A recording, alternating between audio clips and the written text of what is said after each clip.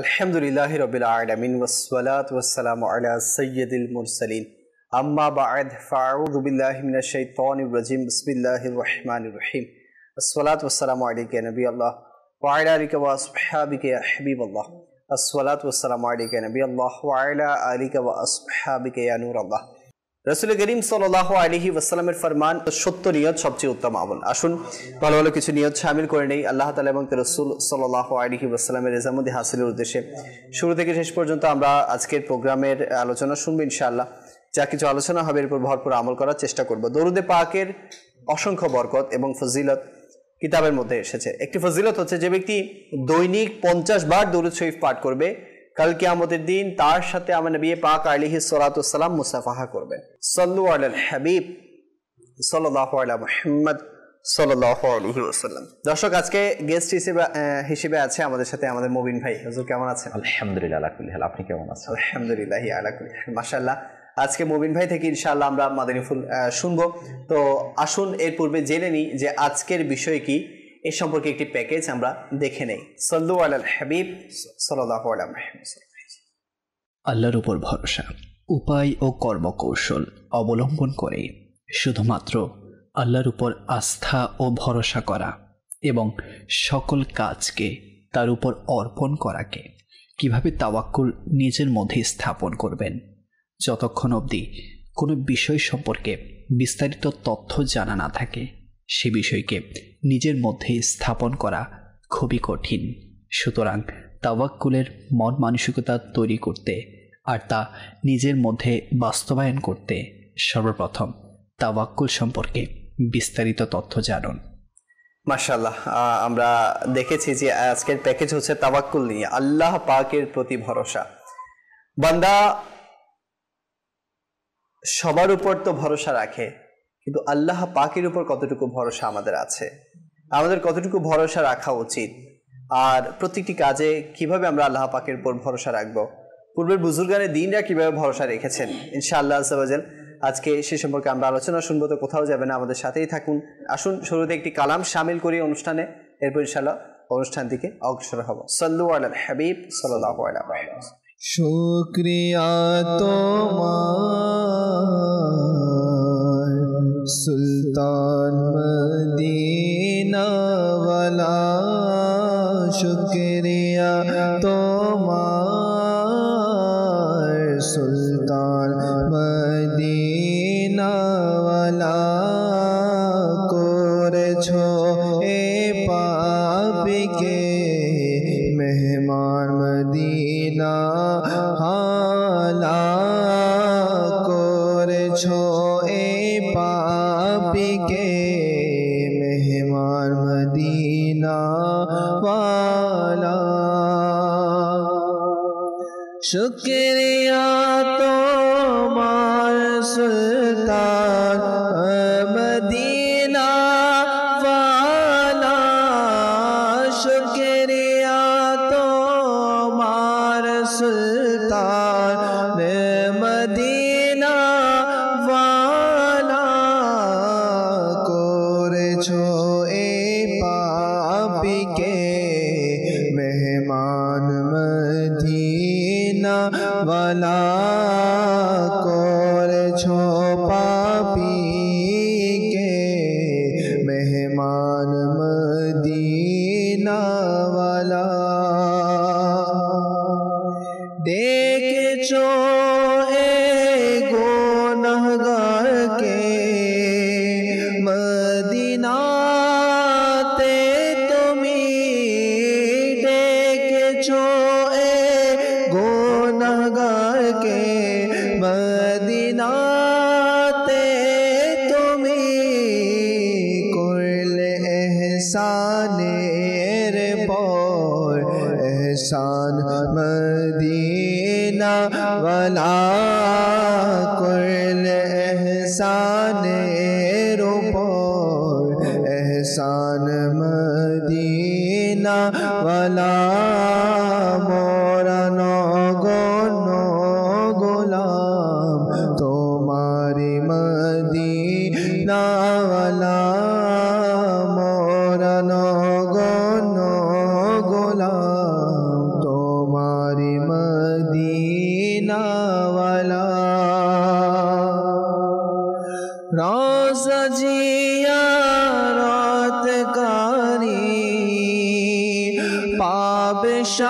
শাফাআত তোমার রোজা জিয়ারতকারী পাবে শাফাআত তোমার রোজা জিয়ারতকারী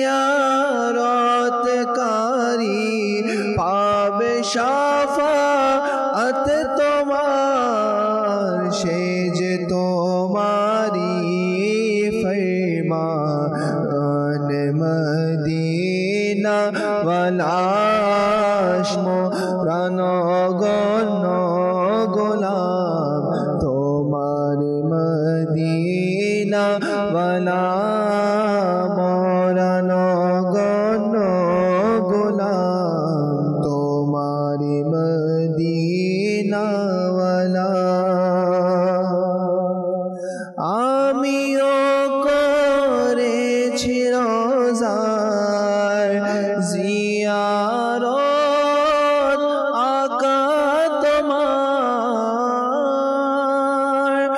আমিও করেছি রোজার জিয়ারত আকা তোমার ভুলো না আমাকে সুলতান মদিনা ওয়ালা ভুলো না আমাকে সুলতান মদিনা ওয়ালা ভুলো না আমাকে সুলতান মদিনা ওয়ালা শুকরিয়া তোমার সুলতান মদিনা ওয়ালা তোমার প্রেমে করো ধনবান ওহে আকা মনে তোমার প্রেমে করো ধনবান ওহে আকা মনে হয় যেন তামর সামান মদিনা ওয়ালা হয় যেন তামর সামান মদিনা ওয়ালা মোরান গণ গোলাম সুলতান মদিনা ওয়ালা করেছো এ পাপীকে মেহমান মদিনা ওয়ালা আহ যদি তোমার প্রেমে কেঁদে কেঁদে আমার আহ যদি তোমার প্রেমে কেঁদে কেঁদে আমার বের হয়ে যায় যেন এ প্রাণ মদিনা ওয়ালা বের হয়ে যায় যেন এই প্রাণ মদিনা ওয়ালা মোরান গণ গোলাম তোমার সুলতান মদিনা শুকরিয়া তোমার সুলতান মদিনা ওয়ালা মাশাআল্লাহ, খুবই সুন্দর একটি কালাম আমরা শুনলাম। আল্লাহ পাক আমাদের সবাইকে সবসময় কালামে পাক নাতে মুস্তাফা সাল্লাল্লাহু আলাইহি ওয়াসাল্লাম শ্রবণ করার তৌফিক দান করুক। দর্শক, বিষয় নিয়েছি আজকে আল্লাহর প্রতি ভরসা। জি হুজুর, আল্লাহর প্রতি ভরসা এর মাদানী ফুল ইনশাআল্লাহ শুনবো আপনার কাছ থেকে। আলহামদুলিল্লাহি রাব্বিল আলামিন। আল্লাহ তাবারাকা ওয়া তাআলার অনেক বড় দয়া। তো আসলে আল্লাহ তাবারাকা ওয়া তাআলার প্রতি ভরসা রাখা, যে বান্দা আল্লাহ তাআলার উপর ভরসা করবে, যে আমরা যদি আজকে চিন্তা করি দ্বীন ইসলাম আমাকে আপনাকে আল্লাহ তাআলার প্রিয় মাহবুব সাল্লাল্লাহু তাআলা আলাইহি ওয়া আলিহি ওয়াসাল্লাম এর সুন্নতের মাধ্যমে মিলেছে, তো এর মাধ্যমে যদি আমরা চিন্তা করি না, এই সব কিছু মুসলমান যেগুলো আল্লাহ তাআলার পক্ষ থেকে হচ্ছে, আর এই জীবিকা বারগাহে ইলাহি থেকে মিলছে, বান্দা শুধুমাত্র মাধ্যমকে কি করছে, তালাশ করছে। তো এখানে ইনশাআল্লাহ জাওয়াজাল সর্বপ্রথম আল্লাহ তাআলার প্রতি বর্ষার ব্যাপারে একটি ঘটনা শ্রবণ করব, এরপরে ইনশাআল্লাহ জাওয়াজাল আল্লাহ তাআলার বর্ষা কাকে বলে এবং আমাদের কিভাবে আল্লাহ তাআলার প্রতি বর্ষা করা দরকার, এবং আমরা বর্তমানে আল্লাহ তাআলার প্রতি যে বর্ষা রাখা এটাকে আমরা কিভাবে নিচ্ছি বর্তমান জামানার মানুষ। তো এই সবগুলো বিষয় কিন্তু ওতপ্রোতভাবে একটার সাথে আরেক জড়িত, সম্পৃক্ত রয়েছে। এবং আল্লাহ তাআলার ভরসার সাথে আরেকটি বিষয় সবচেয়ে বেশি জড়িত, সেটা হচ্ছে অল্পে তুষ্টি। কারণ কিতাবের মধ্যে আসছে যে অল্পে তুষ্টি এটা হচ্ছে আল্লাহ তাআলার উপর ভরসা করার একটা সিঁড়ি, মাধ্যম। যে একটা মই যেভাবে উপরে উঠতে সহযোগিতা করে একজন মানুষকে, ঠিক একইভাবে আল্লাহ তাআলার একজন বান্দাকে অল্পে তুষ্টি, এটা বর্ষা, আল্লাহ তাআলার প্রতি তাওয়াক্কুল রাখা, আল্লাহ তাআলার প্রতি একাগ্রতার সাথে বারগাহে ইলাহির মধ্যে ঝুঁকে যেতে, সেটা মাধ্যম হিসাবে কাজ করে। তো আজকে আমরা ইনশাআল্লাহ জাওয়াজাল সর্বপ্রথম একটি ঘটনা রওজুর রিয়াহিন কিতাবের মধ্যে খুবই সুন্দর ইরশাদ হচ্ছে যে মসজিদুল হারাম শরীফে মক্কায়ে মুকাররমায় এক আবিদ ব্যক্তি, যাকে ইবাদত গুজার বলা হয় দ্বীন ইসলামের মধ্যে, ওই রকম ইবাদতকারী একজন ব্যক্তি, ইনি রাত ভর ইবাদতে লিপ্ত থাকতেন। তো এভাবে সে তার জীবন অতিবাহিত হয়ে যাচ্ছে।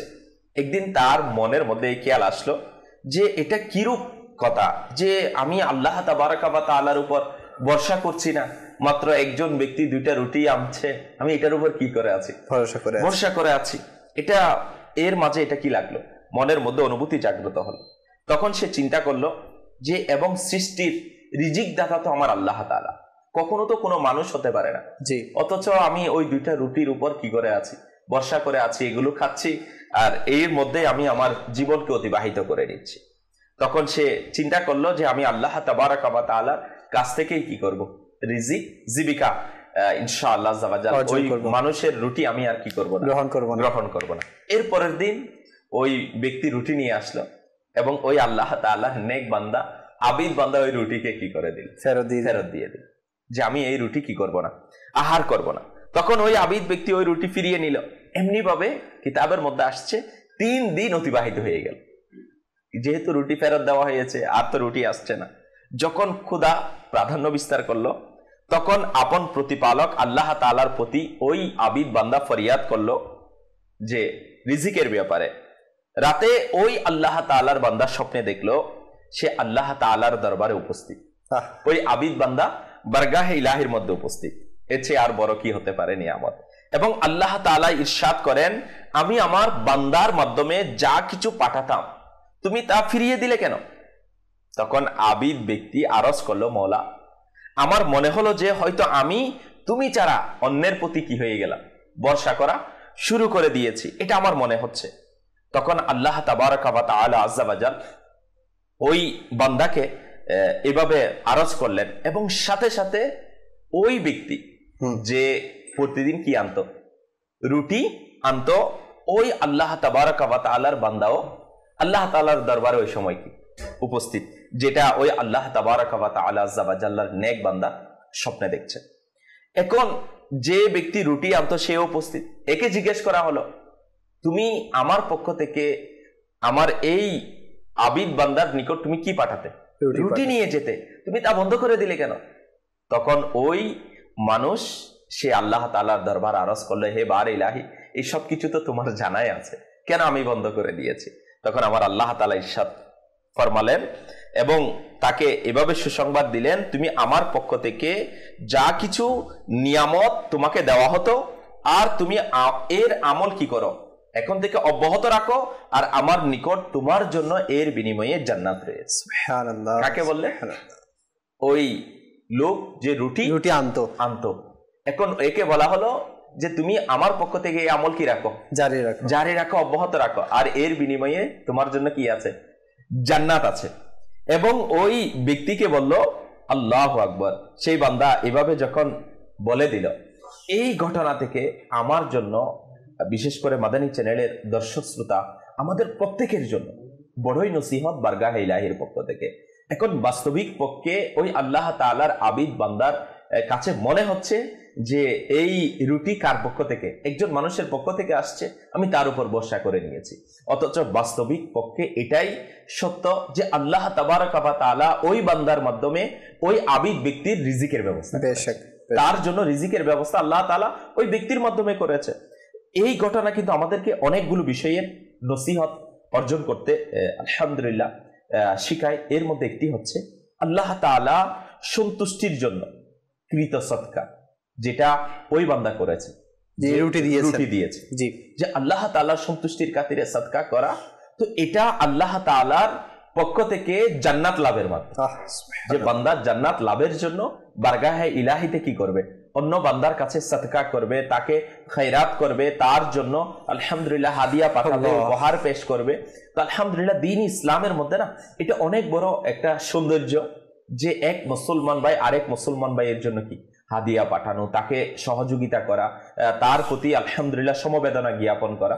আলহামদুলিল্লাহ এটা প্রিয় নবী রাসূলে আরবি সাল্লাল্লাহু তাআলা আলাইহি ওয়া আলিহি ওয়াসাল্লাম এর সাদেকায় আমরা উম্মতের উপর এই দয়া হয়েছে, এবং এটা আমার নবীর উম্মত হওয়ার কারণে এই সুযোগ আমরা মিলেছে।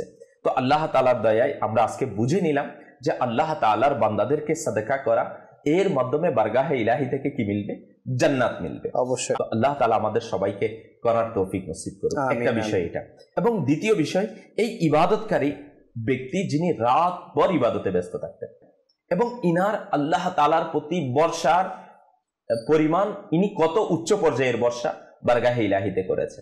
ইনি এটা চিন্তা করে নাই যে রাত আমি ইতিয়ে করব, মানে আল্লাহ তাআলার নেক বান্দাদের বর্ষার স্তর এমনই উচ্চ হয়ে থাকে। কিন্তু আমরা কখনো স্বাভাবিকভাবে যদি এরকম বর্ষা আমরা কখনো করি না, কিন্তু আল্লাহ ওয়ালাদেরটা তো আলহামদুলিল্লাহ এটা অসাধারণ, এবং ইনাদের চিন্তাধারাও অসাধারণ, এবং ইনারা আল্লাহ তাআলার পক্ষ থেকে এমন নিয়ামত প্রাপ্ত। আর যদি আমরা এটাও চিন্তা করি যে এই আল্লাহ তাবারাকা ওয়া তাআলা, এই বান্দা যিনি বারগাহে ইলাহির মধ্যে ইবাদত করছে এবং আল্লাহ তাআলার ইবাদতের মধ্যে ব্যস্ত, কিন্তু কোনো পারিশ্রমিক দেয়া এবং নিজের বান্দাকে খাবার খাওয়ানো, এগুলো তো সব কারই কাজ, আল্লাহ তাআলারই কাজ, আর আমি তার কাজে ব্যস্ত। তো এইভাবে আল্লাহ তাআলার উপর তাওয়াক্কুল রাখা, ভরসা করা, এটা মুমিন বান্দাদের বৈশিষ্ট্য হয়ে থাকে, আল্লাহ ওয়ালাদের বৈশিষ্ট্য হয়ে থাকে।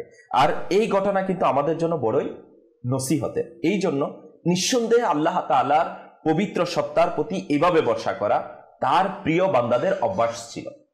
এই কাহিনী থেকে বর্ষা সম্পর্কিত অনেক মাদারিফুল আমরা আলহামদুলিল্লাহ অর্জন করে নিতে পারি।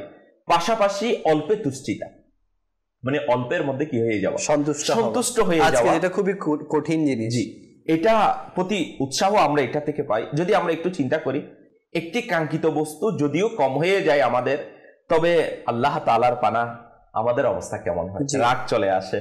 যে অনেক সময় পরিবারের সাথে রাগ করা, যে আমার শরবত না, এটা আমার পছন্দনীয়, এটা মিলে নাই, তো এটা কেন হয় নাই। অথচ তো এখন আমরা এত কিছু থাকার পরেও যেটা আমার কাছে স্বাদের, যেটা আমার কাছে পছন্দের, এটা আমি কি করি, তালাশ করি, এবং এটা না পেলে হয়তো অনেক সময় রাগ করি, অনেক সময় আল্লাহ তাআলার পানা এর দ্বারা সিম ক্রিয়েট আমরা করে ফেলি। তো এখান থেকে আমাদের বেঁচে থাকা দরকার। আরো যদি আমরা চিন্তা করি, আমাদেরও অল্পে তুষ্টির অভ্যাস করা উচিত। আজকাল আমাদের মধ্যে অনেক রিজিক স্বল্পতা এবং সম্পদের বরকতহীনতা, এটা লক্ষ্য করা যায়।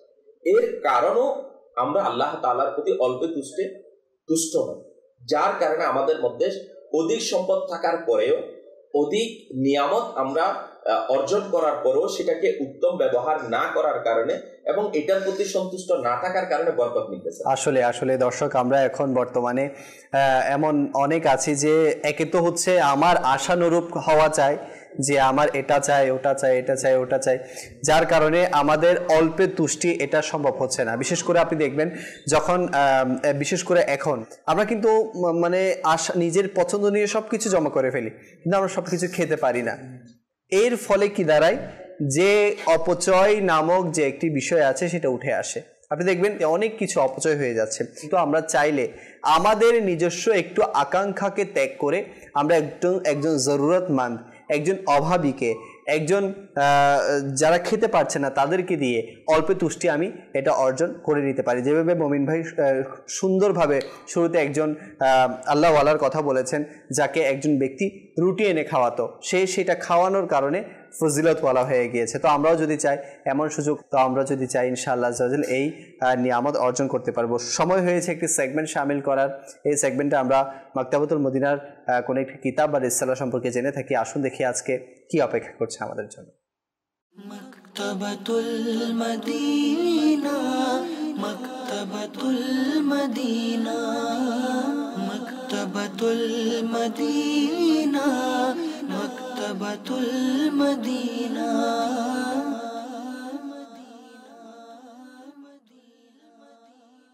সাল্লু আলাল হাবিব সাল্লাল্লাহু তাআলা আলা মুহাম্মদ সাল্লাল্লাহু তাআলা আলাইহি ওয়া আলিহি ওয়াসাল্লাম।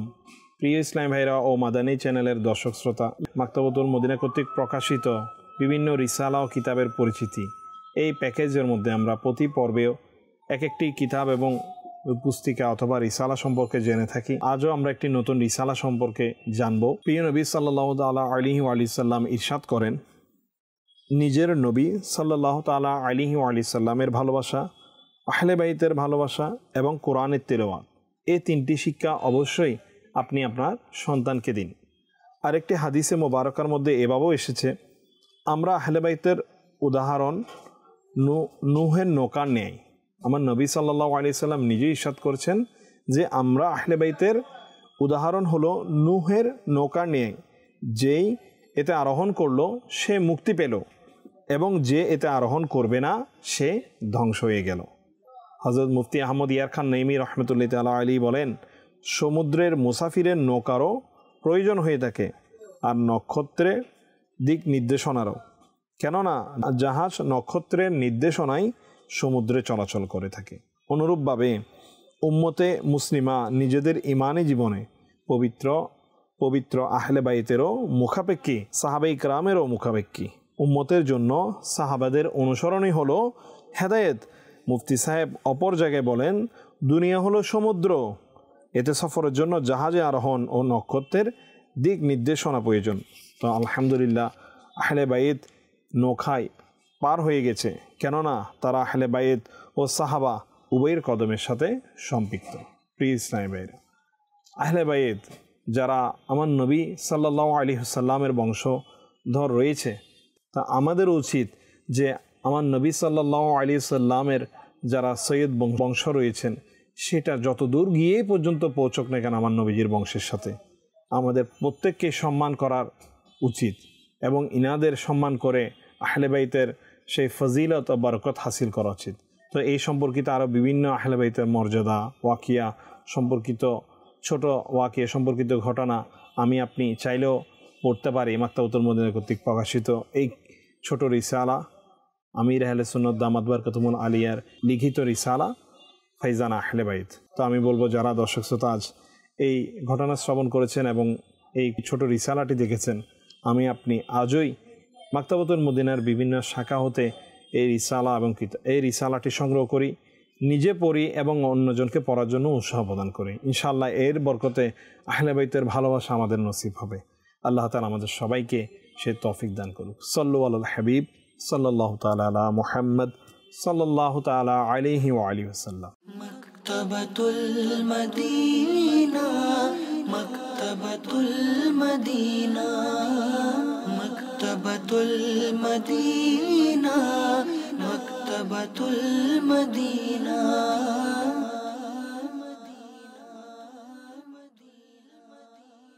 মাশাআল্লাহ, মারহাবা মারহাবা।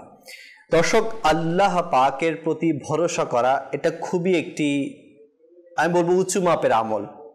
এটা সবাই করতে পারে না মবিন ভাই।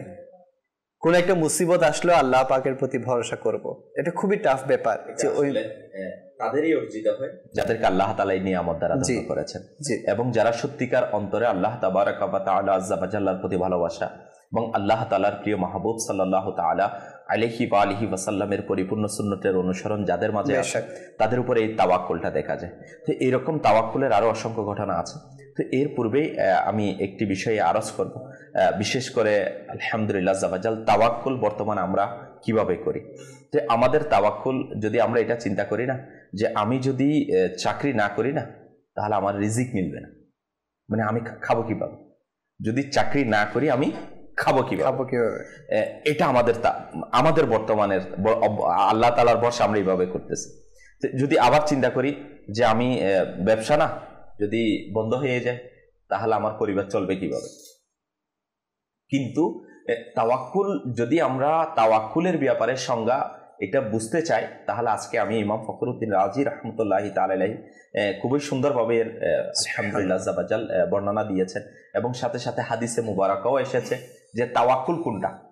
আমরা এখন বর্তমানে তো আল্লাহ তাআলার পানা আমাদের এমন হালত হয়ে গেছে যে আমরা মাধ্যম এবং উপকরণের উপর ভরসা করে বসে আছি, এবং কোন মাধ্যম যেমন আমরা চিন্তা করি আলহামদুলিল্লাহ দাওয়াত ইসলামের মাদানী পরিবেশ আলহামদুলিল্লাহ জাবাজাল আমির আহলে সুন্নাত আমাদেরকে তারগিব দিচ্ছেন, এবং জিম্মাদারদের জন্য মাদানী ফুলের মধ্যে এটা আছে যে আমরা যেন সৃষ্টির উপর কি না করি, ভরসা না করি, সৃষ্টির স্রষ্টার উপর কি করি, ভরসা করি, তাহলে আমাদের কাজের মধ্যে কি আসবে, অগ্রগতি আসবে। আর আমাকে রিজিক দিবেন আল্লাহ তাআলা, কামিয়াবি দিবেন আল্লাহ তাআলা, এবং সবকিছুর যদি আপনি চিন্তা করি আল্লাহ তাআলার পক্ষ থেকে মিলবে। তো এখন আমি বলবো তাহলে আমি পরীক্ষার পাশের কামিয়াবি আল্লাহ তাআলা দিবে, আমি পড়ালেখা করবো না, কে দিবে? আল্লাহ তাআলা দিবে। তো এখন যদি কোনো বোকারা এটা চিন্তা করে যে যাদের কাছে ইলমে দিন নাই যে আমি ব্যবসা করব না, রিজিক অটোমেটিক আমার কাছে চলে আসবে। এখন যেহেতু মাদানী চ্যানেলওয়ালা বলছে যে উপকরণের উপর কি করা যাবে না, ভরসা করা যাবে না, আল্লাহ তাআলাই সবকিছু দিবে, তাহলে আমি কি করব? চাকরি করব না, রিজিক আমার ঘরে চলে আসবে। আমি ভাত সামনে আসবে কিন্তু আমি খাবো না, হাত দিয়ে উঠাবো না, কি হয়ে যাবে? আমার ভিতরে চলে যাবে। কিন্তু এমনটা না। তো এখন এটার ব্যাপারে যদি আমরা বুঝতে চাই, আলহামদুলিল্লাহ জাবাজাল তাফসিরে সিরাতুল জিনানের ৩য় খণ্ডে ৫২০ পৃষ্ঠায় বর্ণিত রয়েছে, হযরত সাইয়্যিদুনা ইমাম ফখরুদ্দিন রাজি রাহমাতুল্লাহ আলাইহি বলেন, আল্লাহ তাআলার প্রতি ভরসার অর্থ এটা নয় যে মানুষ নিজেকে এবং নিজের চেষ্টাকে বেকার এবং অহেতুক মনে করে ছেড়ে দেয়, যেমনটি কিছু অজ্ঞরা বলে থাকে, বরং আল্লাহ তাআলার প্রতি ভরসা এটাই যে মানুষ প্রকাশ্য মাধ্যমকে অবলম্বন করবে কিন্তু অন্তর থেকে এই মাধ্যমের প্রতি ভরসা করবে না, বরং আল্লাহ তাআলার সাহায্য ও তার সমর্থন এবং সহায়তার প্রতি ভরসা করবে। এই বিষয়ে সমর্থনে হাদিসে মুবারকার মধ্যে আসছে, এটা আমরা অতি সহজে বুঝে যাব। হযরত সাইয়্যিদুনা আনাস রাদিয়াল্লাহু তাআলা আনহু বলেন, এক ব্যক্তি আরজ করলো, ইয়া রাসূলুল্লাহ সাল্লাল্লাহু তাআলা আলাইহি ওয়া আলিহি ওয়াসাল্লাম, আমি কি আমার উটকে বেঁধে আল্লাহ তাআলার প্রতি ভরসা করব? মানে আমার উট বাঁধা অবস্থায় কি ভরসা করব? তো তখন আল্লাহ তাআলার প্রিয় মাহবুব সাল্লাল্লাহু তাআলা আলাইহি ওয়া আলিহি ওয়াসাল্লাম বলেন, তুমি তা বাঁধো, অতঃপর আল্লাহ তাআলার প্রতি ভরসা। সুবহানাল্লাহ, সুবহানাল্লাহ। ইসলামী ভাইয়েরা, এখন আপনি বলবেন যে আমি উট বেঁধে আল্লাহ তাআলার প্রতি ভরসা করব, আল্লাহ রাসূলের ফরমান। এখন আমরা যদি চিন্তা করি না আল্লাহ তাআলার উপর তাওয়াক্কুল তো আছে, আমি আল্লাহ তাআলা এগুলোকে হিফাজত করবে, আমি উট ছেড়ে দিই, হ্যাঁ, এই বোকামি তো কেউ করবে না, এটা কেউ করবে না, কিন্তু এটা বাধা সবাই বাঁধবে। তো এখন এটার ক্ষেত্রে আরো যদি আমরা বুঝি, অর্থাৎ আল্লাহ তাআলার প্রতি ভরসা ওই বিষয়ের না যা যে কোনো কাজ করতে মাধ্যমকে সুন্নতে মুস্তাফা মনে করবে। যেমন আমি রিজিক জীবিকা তালাশ করব, মাধ্যম ব্যবসা, আমি ব্যবসাকে সুন্নতে মুবারাকা মনে করে করছি, কিন্তু রিজিকের জিম্মাদারি কি আল্লাহ তাআলা রাখতে এবং অবলম্বন করবে, এবং পরিণতি এর কামিয়াবি এর ফল আল্লাহ তাআলা রব্বুল ইজ্জতের উপর ছেড়ে দেয়া, এটার নাম তাওয়াক্কুল, এটার নাম ভরসা। এখন আরো যদি বলি, আল্লাহ তাআলার প্রতি ভরসা করা মানে মাধ্যম ত্যাগ করা নয়। এখন আল্লাহ তাআলার পানা, এবং এমনও আছে যে অনেকে তো আল্লাহ তাআলার কাছে মাধ্যমেই কি মানতে চায় না, যে উছিলা তালাশ করা এটাকেও অনেকে কি। তো এখন যদি কেউ যারা, এদের জন্য কিন্তু এটা অনেক বড় নসিহতের, যে যদি যাদের বুঝার মানে বুঝতে চায় না তাদের জন্য বুঝার অনেক কিছু আছে, যে যারা চিন্তা করে যে না আল্লাহ তাআলার পথে মাধ্যম কেন তালাশ করবো, এ ভাই আল্লাহ তাআলার বান্দা, তাহলে তুমি তোমার খানা কি না করো, মুখে না দাও, আসমান থেকে নাজিল হবে, খানা চলে আসবে তোমার পেটে, অটোমেটিক ঢুকে যাবে। এখন মুখে দিয়েছো তাও আর চিবানোর দরকার নাই, পেটে অটোমেটিক কি হয়ে যাবে, চলে যাবে। এটা তো ওই বেলায় করতেছে না, কিন্তু যখন শরীয়তের হুকুম আহকামের ক্ষেত্রে আছে, বারগাহে ইলাহিতে আল্লাহ তার রাসূলের শান ও আসমতের ব্যাপারে আসে, বুজুর্গানে দ্বীনের শান ও আসমতের ব্যাপারে আসে, সাহাবায়ে কিরামের শান ও আসমতের ব্যাপারে আসে, তখন বলে যে কিসের দরকার মাত্র, সামান্য আমরা যদি আল্লাহ তাআলার প্রতি তাওয়াক্কুলের বসে, এটা নয় যে মাধ্যমকে কি করে দেওয়া, ছেড়ে দেওয়া, বরং মাধ্যমকে সুন্নত রূপে গ্রহণ করা আর আল্লাহ তাআলার উপর কি এর পরিণতি করা, ভরসা রাখা, এটার নাম তাওয়াক্কুল। আসলে আসলে একটা ঘটনা আমার মনে পড়ে গেছে। একবার এক ব্যক্তি, চারিদিকে বন্যা হয়ে গিয়েছিল। এখন সে একটা শুধু মানে গাছের উপর উঠে মানে বসে আছে, কেননা চারিদিকে পথই পানি আর পানি। এখন সে চিন্তা করতেছে আল্লাহ তাআলা আমাকে হিফাজত করবে। এখন দেখা যাচ্ছে কেউ কেউ কলা গাছ, কলার ওই যে ইয়া থাকে না, এগুলো দিয়ে ভেলা বানিয়ে চলে যাচ্ছে, হ্যাঁ, কেউ নৌকা দিয়ে পার হয়ে যাচ্ছে। এখন তাকে সবাই ডাকে, এখন সে বলতেছে যে না, আমাকে আল্লাহ তাআলা হিফাজত করবে, তোমাদের আমার লাগবে না। এখন সব শেষে দেখা গেল আর কেউ আসতেছে না। পানি যখন বেড়ে গেল, সে শেষ পর্যন্ত পানির মধ্যে ডুবে মারাই গেল। তো আসলে কথা হচ্ছে যে তার কাছে মাধ্যম কিন্তু ঠিকই এসেছে। মাধ্যম লাগবে প্লাস আল্লাহর উপর ভরসা করতে হবে, এরপরেই তো ইনশাআল্লাহ সেটাকে তাওয়াক্কুল বলা হবে। দর্শক, এখানে আরো অনেক কিছু বিষয় উঠে আসে। তো আমাদেরকে আল্লাহ পাকের প্রতি ভরসাও রাখতে হবে। এখন অনেকে বলে যে আমি যদি চাকরি না করি ভাত কোত্থেকে পাবো। একটু চিন্তা করি আমরা যে আল্লাহ না করুক কেউ যদি অ্যাক্সিডেন্ট হয়ে ঘরের মধ্যে অনেক মাস বেড রেস্টে থাকে, তার কি রিজিক মিলে না? অবশ্যই মিলে। তো এমন না যে রিজিক শুধু আমি চাকরি করলেই মিলবে, অন্য কোনো খাত থেকে আমার আসবে না। আপনি যেটা বলছেন না, রিজিক তো আল্লাহ তাআলা আমাকে রিজিক দিবেন, এখন কোন মাধ্যমে দিবেন এটা তো আমার জানা নেই। তো এখন আমরা যে বলতেছি যে এটা করলেই আমি কি পাবো, রিজিক পাবো, তো এখন এটা মানে আমি আল্লাহ তাআলার উপর ভরসা করছি না, আমি এটার উপর ভরসা করছি। আমাদের মূল প্রবলেম হয়ে গেছে যে ওই জায়গায় যে আমি এটা করলেই আমি কি মিলবে। তো এখন আমরা ওখান থেকে আমাকে বাঁচা, তো আমি চাকরি না করলে হয়তো ব্যবসা করলে রিজিক ব্যবসার মাধ্যমে আল্লাহ তাআলা মিলবে। আমি ব্যবসা করতে পারি না, হয়তো কোনো কারণে আল্লাহ তাআলা আমাকে কোনো না কোনো চাকরির ব্যবস্থা হয়ে যাবে, ওইটার কারণে আমার রিজিক মিলবে। মানে আমি বুঝাচ্ছি, অথবা আমি আমার অন্য কোনো মাধ্যমে আমার কাছে রিজিক আসবে। যেমন অনেকেই এখন একটা বলবো, এখন যে ঘটনাটা, উনি চাকরিও করেন না, ব্যবসাও করেন না, কিন্তু ওনার রিজিকের ব্যবস্থা আমার আল্লাহ তাআলা কিভাবে করে দেন। যদি এই ব্যাপারে চিন্তা করি, পাখি এরা না চাকরি করে না ব্যবসা করে, কি করে এদের জীবিকা? এরা সকালবেলা আল্লাহ তাআলা খালি পেটে বের হয়ে যায়, সন্ধ্যা ভরা পেটে কি ফিরে আসে, নিজের ইয়াতে ভরে আসে। তো এখন যদি আল্লাহ তাআলার মাখলুকের মধ্যে, সৃষ্টির মধ্যে এরা একটা, তো এখন আল্লাহ তাআলার সৃষ্টির মধ্যে তো আমরাও আছি। যদি বলি আমরাও যদি খালি পেটে বের হয়ে আর ভরা পেটে ঢুকবো, তাহলে তো হবে না। তো এখন ওইটা বোঝানোর মাধ্যম। তো এখানে আল্লাহ তাআলা এখানে বলেছেন, যারা আমরা অনেকে মাধ্যম তালাশের ব্যাপারে, বা আমি শুধুমাত্র কি করব, জীবিকা অর্জন করার ক্ষেত্রে ব্যবসা করব, আল্লাহ তাআলার উপর ভরসা রাখবো, বা আল্লাহ তাআলা কারো মাধ্যমে আমাকে রিজিক দিচ্ছেন। যেমন আপনি বলেছেন না যে ওই আল্লাহ তাআলার বান্দাকে কেউ ডেকেছে চাই নাই, কিন্তু আল্লাহ তাআলা তাকে অপরচুনিটি দিয়েছে, কিন্তু সে সেটা কি করে নাই, গ্রহণ করে নাই, সে একগেমি করেছে। মানে আমি বলবো, তো এই ধরনের ঘটনা কিতাবের মধ্যে আসছে। এটা যদি আমরা শুনি তাহলে আমাদের বুঝে আসবে। একজন নেককার ব্যক্তি, যিনি জনবহুল এলাকা ছেড়ে নির্জন বসবাসের জন্য পাহাড়ের পাদদেশে চলে গেছে, যে এবং বলতে লাগলো, যতক্ষণ পর্যন্ত আল্লাহ তাআলা আমাকে রিজিক দিবে না, ততক্ষণ পর্যন্ত আমি কারো কাছ থেকে কিছুই চাইব না। আচ্ছা, এই আল্লাহ তাআলার বান্দা বলছে। তো এখন এই যখন এইভাবে কি প্রতিজ্ঞাবদ্ধ গেমি করে আছে ওই বান্দার মতো, তো এক সপ্তাহ অতিবাহিত হয়ে গেল এবং রিজিক এলো না।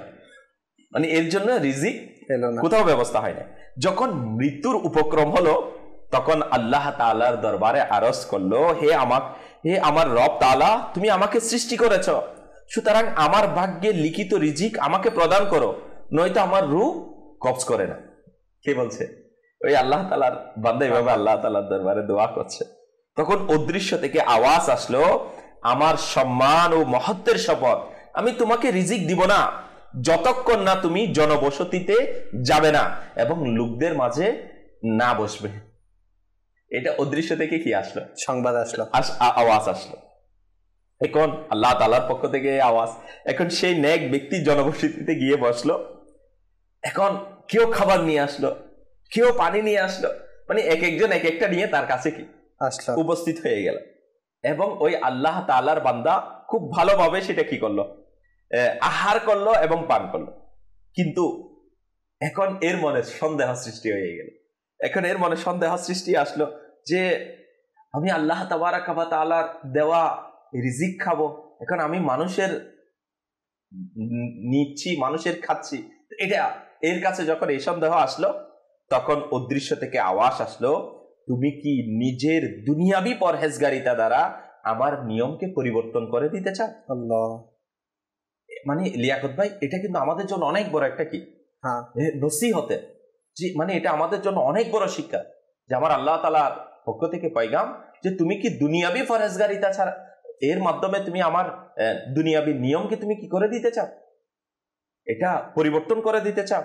তখন আমার আল্লাহ তাআলার পক্ষ থেকে আওয়াজ, তুমি কি জানো না যে নিজের কুদরতের হাত দ্বারা মানুষকে রিজিক দেওয়ার পরিবর্তে আমার এটা বেশি পছন্দ যে মানুষের হাত দ্বারা মানুষের কাছে রিজিক পৌঁছায়। আল্লাহু আকবার, আল্লাহু আকবার। আসলে আসলে এই জন্যই তো কিতাবের মধ্যে বলা হয়েছে, তোমরা ফজরের নামাজের পর রিজিকের তালাশে বের হয়ে যাও, রিজিক অন্বেষণে বের হয়ে যাও। তো এই জন্য আমাদের উচিত যে আমাদেরকে মাধ্যমও তালাশ করতে হবে, আল্লাহর প্রতি তাওয়াক্কুলও রাখতে হবে। এমন নয় যে একটা আরেকটার কিন্তু এখানে পরিপূরক, একটা আরেকটার বিপরীত নয়। তো আপনাকে দুইটার উপরই আস্থা রাখতে হবে, ইনশাআল্লাহ আজ্জা ওয়া জাল আপনার দুনিয়া ও আখিরাত ভালো হয়ে যাবে। কথা বলছিলাম আল্লাহর প্রতি ভরসা নিয়ে। যে হুজুর, যে আল্লাহ তাআলার প্রতি ভরসার ব্যাপারে যে অল্পে তুষ্টির একটি বিষয় যেটা প্রথমে নেওয়া হয়েছিল, অল্পে তুষ্টির ব্যাপারেও যদি আমরা জানি যে অল্পে তুষ্টি এটা কাকে বলে, জি অল্পে তুষ্টিটা কি, যেমন আমরা আল্লাহ তাআলার প্রতি ভরসার ব্যাপারে জেনেছি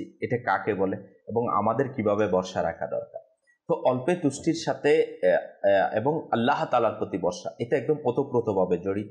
আর আল্লাহ তাআলার প্রতি ভরসা যদি আমি অর্জন করতে চাই, তাকে আমাকে অল্পে তুষ্টিতে তুষ্ট হতে হবে, দেন আমি আল্লাহ তাআলার ভরসার ক্ষেত্রে, তাওয়াক্কুলের ক্ষেত্রে আল্লাহ তাআলার প্রতি আমার আপনার যেটা আমি তাওয়াক্কুলের কথা বলছি, এটার ক্ষেত্রে আমি আপনি কামিয়াবি অর্জন করতে পারবো। যে অল্পে তুষ্টি তাকে বলা হয়, হযরতে আল্লামা আব্দুল মুস্তাফা আজমি রাহমাতুল্লাহ আলাইহি বলেন, মানুষ যা কিছু আল্লাহ তাআলার পক্ষ থেকে পেয়ে যায় এতে সন্তুষ্ট হয়ে জীবন অতিবাহিত করে। লোভ ও লালসাকে ছেড়ে দেয়াকে অল্পে তুষ্টি। আর অল্পে তুষ্টির অভ্যাস মানুষের জন্য আল্লাহ তাআলার অনেক বড় নিয়ামত। অল্পে তুষ্ট মানুষ প্রশান্তির দৌলত দ্বারা পরিপূর্ণ হয়ে থাকে, আর লোভী মানুষ সর্বদা চিন্তাগ্রস্ত হয়ে থাকে। তো আজ আমরা যারা বলছি যে আমি এটা না করলে হয়তো আমি এটা পাবো না, ওইটা না করলে ওইটা পাবো না, তো তখন আমার কাছে লোভটা কাজ করতেছে। যখন আমার কাছে লালসা চলে আসবে, লোভ চলে আসবে, তখন আল্লাহ তাআলার ভরসাটা আমার কাছে আর থাকবে না। আর যখন আমি ওই প্রথম ব্যক্তি যে দুটি রুটির আল্লাহ তাআলার দিত, সে ইফতার করেনি তার সারা রাত, সে অল্পে তুষ্টিতে কি ছিল? তুষ্ট ছিল। আল্লাহ তাআলার প্রতি ভরসা তার উপর এত বেশি ছিল যে অল্পে তুষ্টিতে তুষ্ট থাকার কারণে। এই যদি বলতো আমি দুইটা রুটির উপর কি নই, সন্তুষ্ট নই, তাহলে তার কাছে আল্লাহ তাআলার প্রতি ভরসা এটা আসতো না। কারণ সে তখন কি করতো, আমাকে এটা করা লাগবে, ওইটা করা লাগবে, আমাকে আরো বেশি কি রিজিক চাই। কারণ সে ওইটার উপর তুষ্ট থাকার কারণে আল্লাহ তাআলার প্রতি ভরসার উচ্চ স্তরে সে কি পৌঁছে গিয়েছে। তো ঠিক একইভাবে রহমতে আলম নূরে মুজাসসাম শাহে বনি আদম রাসূলে মুহতাশাম সাল্লাল্লাহু তাআলা আলাইহি ওয়া আলিহি ওয়াসাল্লাম এর আল্লাহ তাআলার প্রতি ভরসা কেমন এবং অল্প তুষ্টির পরিমাণটা কেমন, যদি আমরা এই ব্যাপারে একটু উপলব্ধি করতে চাই, আমাদের আকা হুজুরে পূর্ণ সাল্লাল্লাহু তাআলা আলাইহি ওয়া আলিহি ওয়াসাল্লাম এর সম্পূর্ণ জিন্দেগি সবর, ধৈর্য এবং অল্প তুষ্টি দ্বারা পরিপূর্ণ ছিল। কেমন আল্লাহ তাআলার উপর ভরসা করে সবরের মধ্যে জীবন অতিবাহিত করতেন। হুজুরে আকরাম সাল্লাল্লাহু তাআলা আলাইহি ওয়া আলিহি ওয়াসাল্লাম এর পবিত্র জীবদ্দশায় কোথাও আরাম, আয়েশ ও প্রশান্তির উপকরণ লক্ষ্য করা যায় না, বরং কখনো হুজুরে পূর্ণ সাল্লাল্লাহু তাআলা আলাইহি ওয়া আলিহি ওয়াসাল্লাম এইরূপ বস্তু অর্জনের চেষ্টাও করেননি। এবং হুজুর সাল্লাল্লাহু তাআলা আলাইহি ওয়া আলিহি ওয়াসাল্লাম গনিমত স্বরূপ বড় বড় ধনভাণ্ডার পেতেন, কিন্তু হুজুর সাল্লাল্লাহু তাআলা আলাইহি ওয়া আলিহি ওয়াসাল্লাম তা মুসলমানদের মাঝে বন্টন করে দিতেন। সাহাবী রাসূল হযরতে সাইয়্যিদুনা আবু হুরায়রা রাদিয়াল্লাহু তাআলা আনহু থেকে বর্ণিত, নবী করিম রউফুর রহিম সাল্লাল্লাহু তাআলা আলাইহি ওয়া আলিহি ওয়াসাল্লামের পরিবার 3 দিন পর্যন্ত কখনো পেট ভরে খাবার খাননি। সুবহানাল্লাহ। তাহলে আল্লাহ তাআলার প্রতি ভরসার এর চেয়ে আর উত্তম নমুনা কি? জি, এই উত্তম এক্সাম্পল কি হতে পারে যে 3 দিন পর্যন্ত আকা সাল্লাল্লাহু তাআলা আলাইহি ওয়া আলিহি ওয়াসাল্লাম পেট ভরে ওনার পরিবার কি খাননি, খাবার খাননি। এমনকি তিনি সাল্লাল্লাহু তাআলা ইসলাম এই দুনিয়া থেকে বিদায় নিয়ে গেছে এইভাবে।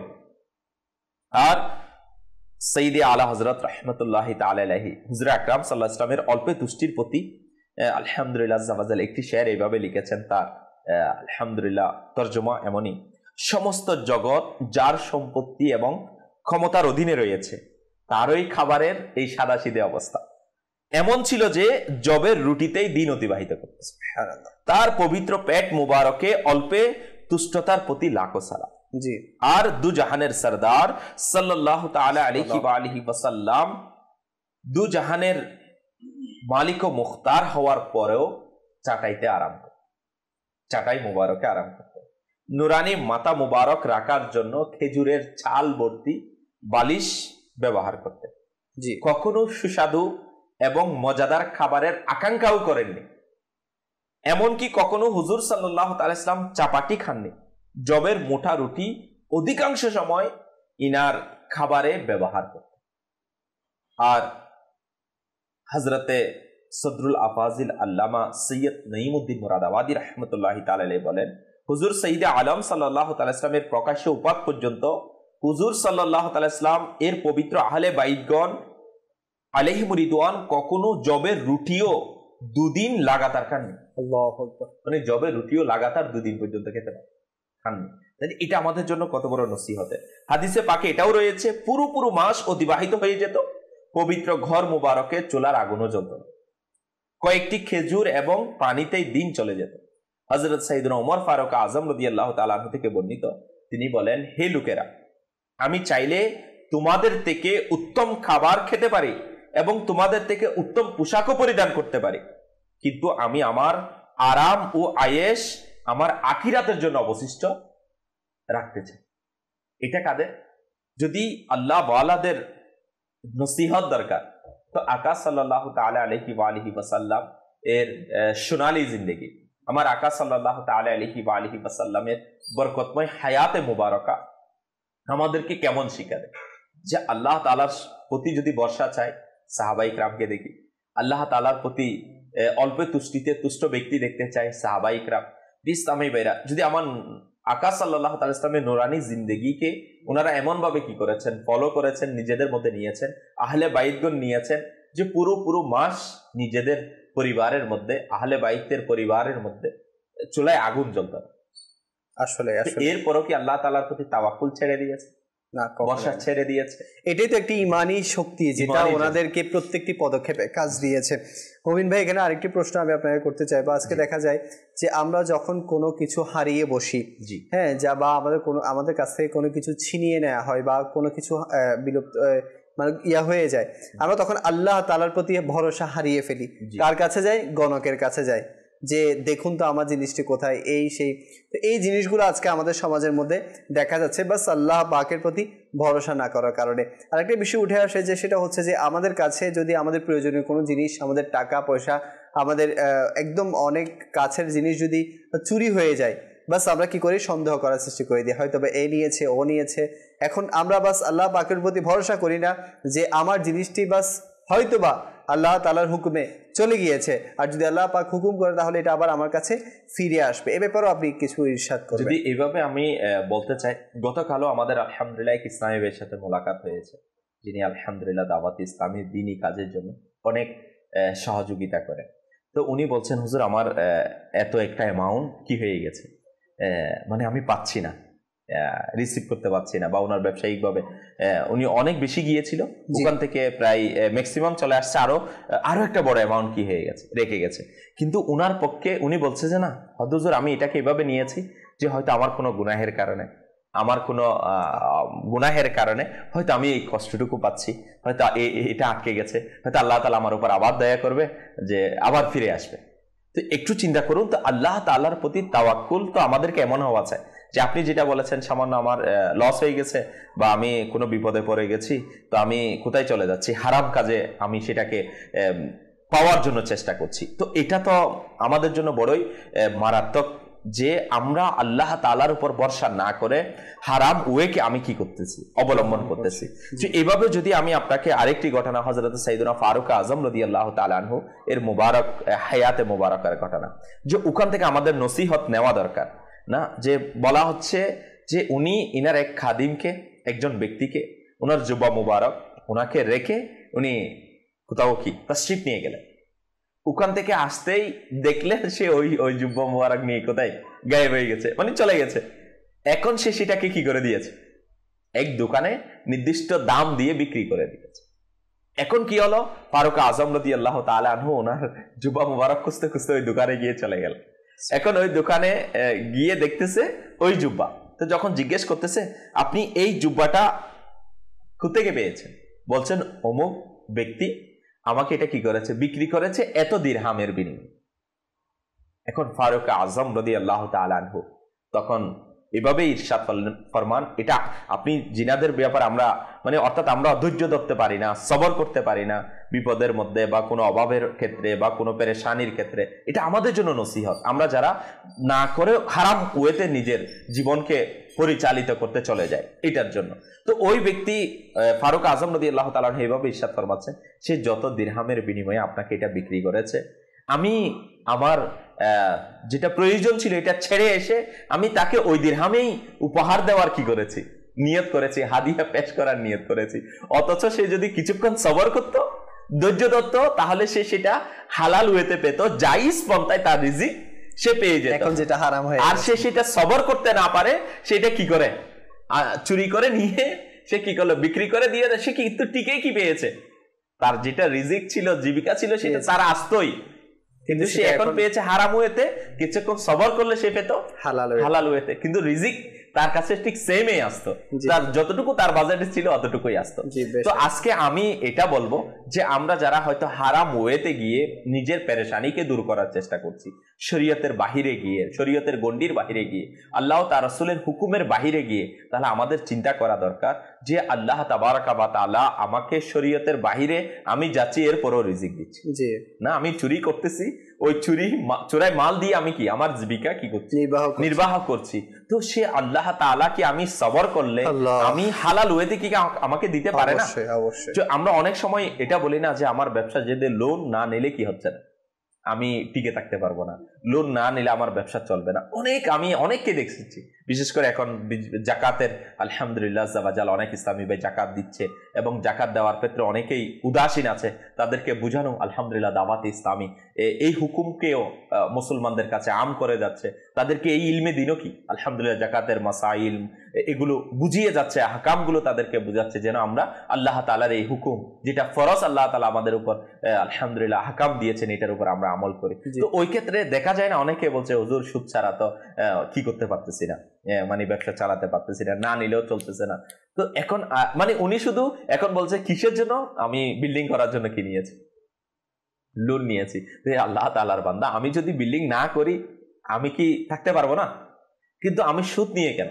তো আল্লাহ তাআলা যদি আমার উপর দয়া করে আমি অন্য সময় কি, যখন আমাকে তৌফিক দিবে, হালাল ওয়েতে দিবে, তখন করব। তো কিন্তু আমাদের এই যে আল্লাহ তাআলার উপর তাওয়াক্কুলের অবস্থাটা কোথায় চলে গেল, যে আমি হারামটা না করলে আমার হচ্ছে না, মানে আমি হারাম রাস্তায় না গেলে আমি কি করতে পারতেছি না। এমন বলে না, আমি যদি মিথ্যা না বলি না তো আমার মাল বিক্রি হবে। তো আল্লাহ তাআলা মানে আমাদের এটা বুঝে আসছে না যে আমি হারাম বলতেছি, মাল বিক্রি হচ্ছে, তো হালাল বললে মাল বিক্রি হবে না, অবশ্যই রিজিকটা আল্লাহ তাআলা দিবে। তো কিন্তু এই ব্যাপারে আমাদেরকে আসলে একটু সচেতন হওয়া, একটু আমাকে হিকমতে আমলি, যে এটাকে আমাকে একটু শিখে নেওয়া, ইলমে দিন শিখে নেওয়া, আমি কিভাবে বলি। তো এখন ওইটা যদি আল্লাহ তাআলা আমার উপর দয়া করে, আমি যদি চেষ্টা করি, আল্লাহ তাআলার কাছে দোয়া করি, আল্লাহ তাআলা কামিয়াবি দিবেন। অবশ্যই এর প্রধান কাজই হচ্ছে আল্লাহ পাকের প্রতি ভরসা করা, সবকিছুর মূলই হচ্ছে আল্লাহ পাকের প্রতি ভরসা করা। আপনি যখন আল্লাহ পাকের প্রতি ভরসা করা শুরু করে দিব, পাকাপোক্ত আল্লাহ পাকের প্রতি ভরসা, ইনশাআল্লাহ আমার সমস্ত কাজ সমাধান হয়ে যাবে, আমার সমস্ত টেনশন দূর হয়ে যাবে। আল্লাহ তাআলা আমাদের সবাইকে বুঝার তৌফিক দান করুক। শেষ সেগমেন্ট আমাদের অনুষ্ঠানে শামিল করব, এরপর ইনশাআল্লাহ অনুষ্ঠানকে আমরা শেষের দিকে নিয়ে যাব। শেষ সেগমেন্ট যেটিতে প্রিয় নবী সাল্লাল্লাহু আলাইহি ওয়াসাল্লামের একটি ঘটনা আমরা শুনে থাকি। আসুন দেখি আজকে কি ঘটনা আপনাদের জন্য তৈরি করা হয়েছে। সাল্লু আলাল হাবিব সাল্লাল্লাহু তাআলা আলা মুহাম্মদ সাল্লাল্লাহু আলাইহি ওয়াসাল্লাম। মাদানী চ্যানেলের দর্শক শ্রোতা, উপস্থিত হয়েছি সোনালী যুগের ঘটনা নিয়ে। আজ এমন একটি অনুশোচনার কথা জানাবো, হয়তোবা এর পূর্বে আপনারা অনেকেই শোনেননি এমন অনুশোচনা। আর অনুশোচনা কাকে বলে, কত প্রকার, কি আজকের এই ঘটনা থেকে আপনারা জানতে পারবেন। সোনালী যুগে নবী আহমদ শফি উম্মাত সাল্লাল্লাহু তাআলা আলাইহি ওয়াসাল্লাম যখন জীবদ্দশায় ছিলেন, হায়াতে মোবারাকাতে ছিলেন, তিনি সাল্লাল্লাহু তাআলা আলাইহি সাল্লাম কুফাবাসীদের জন্য চিঠি লিখলেন। আর সে চিঠিতে কুফাবাসীদেরকে ঈমান আনার দাওয়াত দেওয়ার একটা চিঠি ছিল। আর ওই চিঠি পেয়ে অনেক লোক ঈমান এনেছে। নবী করিম সাল্লাল্লাহু আলাইহি ওয়াসাল্লাম এভাবে করে বিভিন্ন রাষ্ট্রের মধ্যে চিঠি পাঠাতেন ঈমান আনার জন্য, কালেমার দাওয়াত দিয়ে চিঠি পাঠাতেন। কুফাতে যখন চিঠি পৌঁছালো তখন এক ব্যক্তি তিনিও ঈমান গ্রহণ করেছেন, অন্য অন্য লোকের সাথে সেও ঈমান গ্রহণ করেছেন। তার নাম সাঈদ বিন গাফালা রাদিয়াল্লাহু তাআলা আনহু। এই ঘটনা হুজুর সাল্লাল্লাহু আলাইহি সাল্লামের জাহিরি পর্দা করার পরে, অর্থাৎ জাহিরি হায়াতে মোবারকা শেষ হওয়ার পরে ইন্তেকালের পর্বে ওফাতের প্রায় 10 বছর পূর্বের ঘটনা এটা। ওই ব্যক্তি সাঈদ বিন গাফালা রাদিয়াল্লাহু তাআলা আনহু ঈমান আনলেন, কালেমা পাঠ করলেন, কিন্তু মদিনাতুল মুনাওয়ারাতে আসার ইশারা বা আসার হুকুম বা আসার আহ্বান তিনি পাননি। তিনি শুধু ঈমান এনেছেন চিঠির মাধ্যমে, দাওয়াত পেয়ে ঈমান এনেছেন, নবী করিম সাল্লাল্লাহু আলাইহি সাল্লামকে নবী হিসাবে কবুল করে নিয়েছেন। 10 বছর পরে তার কাছে পয়গাম আসলো কি মদিনাতে যাওয়ার জন্য হুকুম এসেছে, তুমি মদিনাতে চলো বা মদিনাতে যাও। দর্শক শ্রোতা, এখানে একটা কথা যে হুজুর সাল্লাল্লাহু আলাইহি সাল্লাম জীবদ্দশায় আছেন, কালেমা পাঠ করে নিয়েছি, মুসলমান হয়েছি, নবীকে দেখতে পারলাম না এখনও বা দেখলাম না এখনও, এটা একটা খুব যন্ত্রণা। যাদের পীর আছে, যারা পীরের কাছে কোনো পীরের কাছে মুরিদ হয়েছেন, পীর আপনার দেশে নাই বা অন্য দেশে আছে, পীরের সাথে সাক্ষাৎ করার কেমন এক মনের মধ্যে আপনার কাজ করতে থাকে, কখন কিভাবে। ঠিক সাহাবা একরাম তার চেয়ে শতগুণ বেশি ছিল তাদের মধ্যে, নবীর সাথে কখন দেখা করবে। কালেমা তো পড়েছে, মুসলমান তো হয়েছে, 10 বছর হয়ে গিয়েছে, কিন্তু মদিনাতে এখন পর্যন্ত সে যেতে পারেনি। যখন লাস্ট টাইমে তার কাছে সংবাদ আসলো মদিনায় যাওয়ার, সে হিজরত শুরু করলেন, সফর শুরু করলেন, মদিনাতুল মুনাওয়ারায় আসবেন, মদিনাতুল মুনাওয়ারাতে উপস্থিত হওয়ার সেই অনুশোচনার কথাটাই আজকে আপনাদেরকে জানানোর আমার উদ্দেশ্য। ওই ব্যক্তি সাঈদ বিন গাফালা রাদিয়াল্লাহু তাআলা আনহু যখন মদিনায় উপস্থিত হলেন তখন দেখেন সাহাবা একরাম হাতের মাটি ঝাড়ছে। সাঈদ বিন গাফালা রাদিয়াল্লাহু তাআলা আনহু জিজ্ঞাসা করলেন সাহাবা একরামকে, আমার নবী সাল্লাল্লাহু আলাইহি সাল্লাম কোথায়? আমি কুফা থেকে আসছি আমার নবীকে জিয়ারত করার জন্য, আমার নবীর দিদার করার জন্য, আমি মুসলমান হয়েছি। সাহাবা একরামের মধ্যে কান্নার রোল পড়ে গেল, কান্নাকাটি বেড়ে গেল, চোখের পানি মুছতে মুছতে সাহাবা একরাম বললেন, এই যে হাতের মাটি আমি ঝাড়ছি, হাতের মাটি ঝাড়ার যে অবস্থায় তুমি আমাকে পেয়েছো, এটা হুজুর সাল্লাল্লাহু আলাইহি সাল্লামকে এইমাত্র রওজায়ে আনোয়ারে রেখে আমরা এসেছি, আর সেই মাটি ঝাড়ছি হাত থেকে। কেমন অনুশোচনা ওই ব্যক্তির অন্তরে ছিল। মুসলমান হয়েছি, 10 বছর হয়েছে, আজ নবীকে জিয়ারত করব, আর সাহাবী হওয়ার সেই সৌভাগ্য আমি অর্জন করব। কিন্তু যখনই এসে পৌঁছালেন তখন এই অবস্থায় পৌঁছালেন, সাহাবা একরাম নবী করিম সাল্লাল্লাহু আলাইহি সাল্লামকে রওজা পাকে রেখে মাটি ঝেড়ে হাত পরিষ্কার করছেন, অর্থাৎ নবী করিম সাল্লাল্লাহু আলাইহি সাল্লামকে দাফন করা হয়ে গেছে। এই মুহূর্তে ওই ব্যক্তি এসে উপস্থিত হয়েছে। এর নাম অনুশোচনা। একটু চিন্তা করে দেখি, আমাদের পক্ষ থেকে আমরা চিন্তা করে দেখি, আমি যদি ওই জায়গাতে থাকতাম তবে আমার অবস্থা কেমন হতো। এমনও ঘটনা পাওয়া যায়, নবী করিম সাল্লাল্লাহু আলাইহি সাল্লামের কাছ থেকে কোনো সুসংবাদ শুনে খুশিতে হার্ট অ্যাটাক করে, অর্থাৎ ইন্তেকাল হয়ে গিয়েছে। আল্লাহ তাবারক ওয়া তাআলা আমাদেরকে নবী করিম সাল্লাল্লাহু আলাইহি সাল্লামের ভালোবাসা অন্তরে পোষণ করার তৌফিক দান করুক। আমিন বিজাহিন নবিল আমিন সাল্লাল্লাহু আলাইহি সাল্লাম। সাল্লু আলাল হাবিব সাল্লাল্লাহু তাআলা আলা মুহাম্মদ সাল্লাল্লাহু তাআলা আলাইহি ওয়াসাল্লাম। বড়ই অনুশোচনার একটি ঘটনা শুনলাম আমরা। আসলে কার না ইচ্ছা থাকে প্রিয় নবী সাল্লাল্লাহু আলাইহি ওয়াসাল্লামের সেই নূর ভরা চেহারার জিয়ারত করা। আল্লাহ পাক বাস আমাদেরকে স্বপ্নে হলো একবার প্রিয় নবী সাল্লাল্লাহু আলাইহি ওয়াসাল্লামের দিদার করার তৌফিক দান করুক। অনুষ্ঠান প্রায় শেষের দিকে। মমিন ভাই থেকে শেষ মাদানী ফুল, আল্লাহর প্রতি ভরসা আমরা কিভাবে করব। বিশেষ করে দেখা যায় এখন বান্দা যখন অসুস্থ হয়ে যায়, এই সময়টুকুতে বিশেষ করে বান্দা অসুস্থ হয়ে গেলে আর কোনো আপনজন দুনিয়া থেকে বিদায় নিলে আল্লাহ পাকের প্রতি ভরসা আমরা হারিয়ে ফেলি, যে বাস আল্লাহ পাকই তো করেছেন। এক্ষেত্রে আপনি শেষ মাদানী ফুল কি দিবেন? এই ব্যাপারে আমরা কিছু রিওয়ায়াত শ্রবণ করি। আকা সাল্লাল্লাহু তাআলা আলাইহি ওয়া আলিহি ওয়াসাল্লাম এর ফরমান আলিশান, যার এই বিষয়টি পছন্দ যে মানুষের মধ্যে সবচেয়ে বেশি শক্তিশালী হয়ে যাবে, তবে সে যেন আল্লাহ তাআলার প্রতি ভরসা রাখে, এবং যার এই বিষয়টি পছন্দ যে সে যেন সম্মানিত হয়ে যায়, তবে তার উচিত যে পরহেজগারিতা অবলম্বন করা। আর যার এই বিষয়টি পছন্দ যে সবার চেয়ে বেশি সম্পদশালী হয়ে যাবে, তবে তার উচিত যে নিজের কাছে বিদ্যমান বস্তুর চেয়ে বেশি এবং এই বস্তুর প্রতি আস্থা করা যা আল্লাহ তাআলার কুদরতি হাতে রয়েছে। যদি আমরা এটাই নিয়ে নিই যে অসুস্থ হই, পেরেশানি হই বা কেউ চলে গেছে, তাওয়াক্কুল কার উপর? আল্লাহ তাআলার উপর। কারণ সবকিছু আল্লাহ তাআলার কুদরতি হাতেই রয়েছে। আর আমার হয়তো কোনো রিলেটিভ চলে গেছে দুনিয়া থেকে, আপনজন চলে গেছে, কিন্তু আল্লাহ তাআলার হুকুম ছিল তো চলে গেছে, এবং আল্লাহ তাআলা এর নিয়ামুল বদল না প্লিজ আমি বেরা এর পরবর্তী অবস্থা আমার জিন্দেগি কি হবে, এটাও বারগাহে ইলাহির মধ্য থেকে আলহামদুলিল্লাহ ফিক্সড করা, বাজেট করা। তো আমি যদি অনেক সময় এটা চিন্তা করে না, অনেকের কর্মক্ষম ব্যক্তি চলে যায়, যার কারণে তারা হাই হুতাশার মধ্যে চলে যায়, মানে কি হবে। আসলে আল্লাহ তাবারাকা ওয়া তাআলা তো প্রত্যেকের রিজিকের জিম্মাদারি দিয়েছে। কেউ অসুস্থ হয়ে গেছে, কি হবে এখন, এর পরবর্তী অবস্থার আলহামদুলিল্লাহ প্রেক্ষাপট তো বারগাহে ইলাহি থেকে নির্ধারিত রয়েছে। তো বাস এখন শুধু আমাকে আপনাকে এতটুকুই কি করা, আল্লাহ তাআলার বারগাহে আশা পোষণ করা, আল্লাহ তাআলার উপর তাওয়াক্কুল রাখা, আল্লাহ তাআলা যা করেছেন আমার জন্য ভালো করেছেন, এবং ইনশাআল্লাহ আল্লাহ জাবাজাল আল্লাহ তাআলার দরবারে দোয়া করা, এবার ইলাহি আমার ভবিষ্যৎ, আমার পরবর্তী বাস তুমি দয়া করো যেন আসানির সাথে অতিবাহিত হয়ে যায়।